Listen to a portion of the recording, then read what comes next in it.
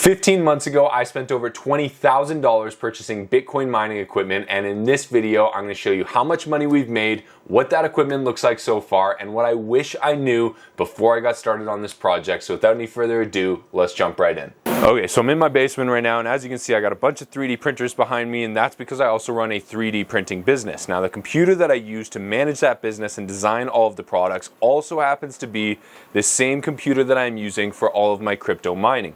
This is what we would call a GPU miner. These are two GPUs, which are graphics processing units, and they're basically what create the image on the screen. Now, for crypto mining, I've basically kind of modified them, and I use them to mine whatever crypto is most efficient at the time or most profitable at the time, and then it auto converts it into Bitcoin, and I'm able to use this not only as a high-powered computer to run my business, but I can also use it to mine cryptocurrency 24/7, 365, and it's not super powerful and it's not super efficient, but it does generate a little bit of Bitcoin. All right, now my second crypto miner here is actually kept in the garage, and this is what we would call an ASIC miner. The miner's turned off right now, but basically this is a purpose-built machine designed specifically for mining Bitcoin. You cannot hook a screen up to it. This is not a computer that you can use for other activities.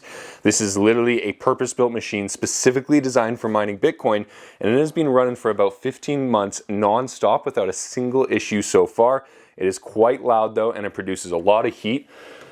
Show you what this looks like real quick. It basically sounds like a turbine engine starting up here. It's a little bit quiet right now, and then it'll ramp up here in just a few seconds. Here we go.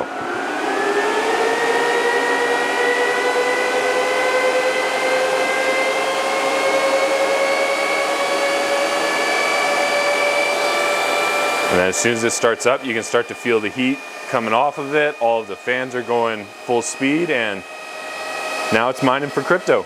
Okay, so now that you've seen the rigs, let's start talking about the money. Here I am mining everything on NiceHash, as you can see, and we have mined 0.2233 of a Bitcoin, or just over $8,600. Now, at the same time, Bitcoin prices in Canadian are currently sitting at $38,807. So those are the numbers that we're going to use for this analysis. Now, when it comes to my upfront cost and my upfront purchase, I told you it was about $20,000. The S19J Pro, which is the ASIC miner in my garage, cost me a total of $13,572, and then that home-built miner, or that computer in my basement, cost me just under $6,000, and so came out to just under $20,000, but pretty much 20K by the time you factor in everything. Now, when it comes to electricity, this is where it starts to get a little bit complicated, because I've got my regular house electricity, and then I've got the miner electricity, and then I've also got my 3D print farm that is also using electricity. So separating out those three things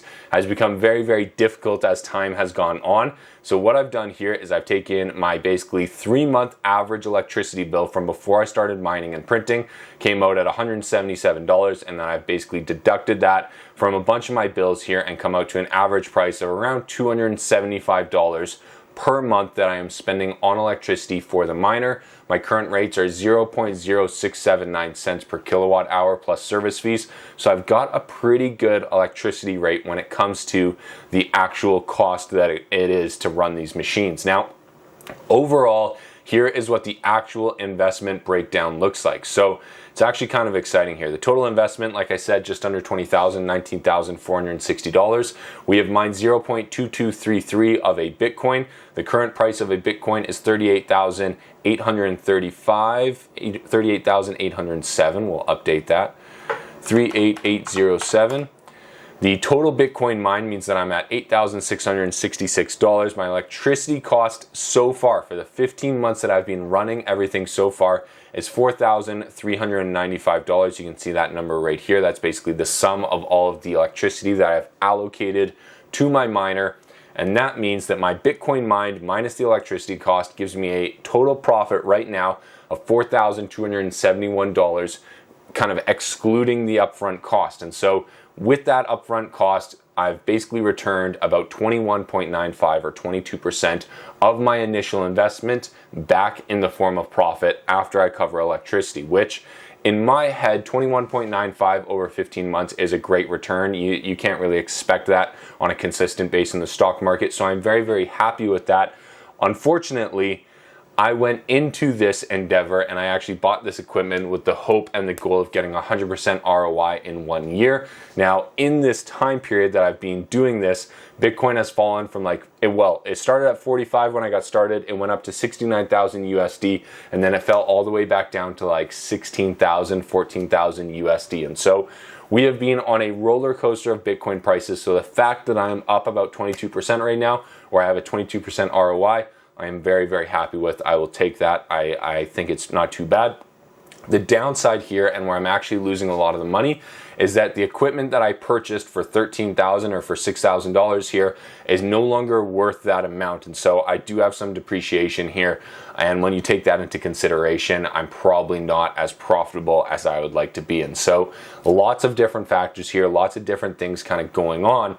And so what I want to do now is help you out and share with you the things that I wish I knew in the beginning. This is all of the stuff that I learned sort of the hard way when I was getting started, and I ran into these issues. And if you can plan for them ahead of time, it's going to make your life a whole lot easier. Number one being understanding how your electricity is charged. For me, I locked in an absolutely phenomenal fixed rate for 3 years on my electricity, but I wasn't able to really accurately forecast and understand how I was going to be charged for service fees, and therefore I got charged a whole lot more than I forecasted for those service fees and for those service charges. And so understand how your state or your province or your company that gives you that electricity, understand how they are charging you, because even if you just lock in a rate, you need to understand if it includes those charges. Next thing here is heat and noise.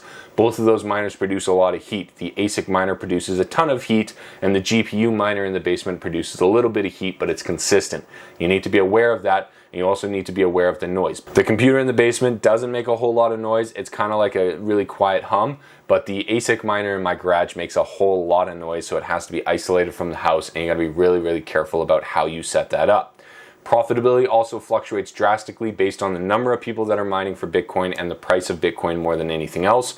And if you're getting into this for the first time, what I have found is that the equipment gets better very, very quickly. And so if you buy equipment that is 3 years old and you're buying it because it's cheaper, the problem that you're gonna have is that this curve is going like this. And so in the next 3 years, it is going to be twice as incrementally good as that 3-year difference between when you bought it and today. What I mean by that is, like, let's say there was a 50% improvement in that last 3 years. Well, there's going to be 100% improvement in the next 3 years. And so you need to be very, very careful. And if you're asking me, I would always recommend to buy the newest equipment.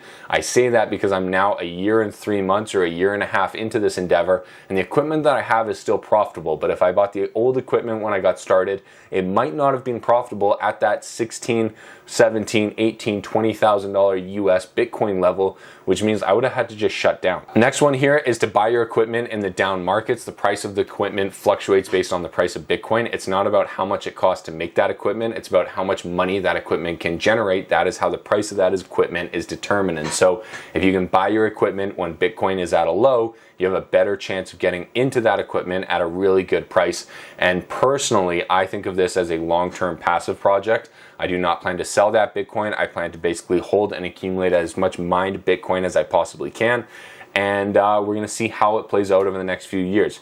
My personal thoughts and kind of predictions are that Bitcoin's gonna be worth a whole lot more in 2 to 5 years time, and therefore it's gonna make all of this work and all this effort now up front well worth it when Bitcoin prices rise, because I think that's just sort of the long-term direction that we're going. So this is the full transparent look at my operation. It's not as profitable as I hoped it would be, and I'm trying to share with you all of the problems that I've had.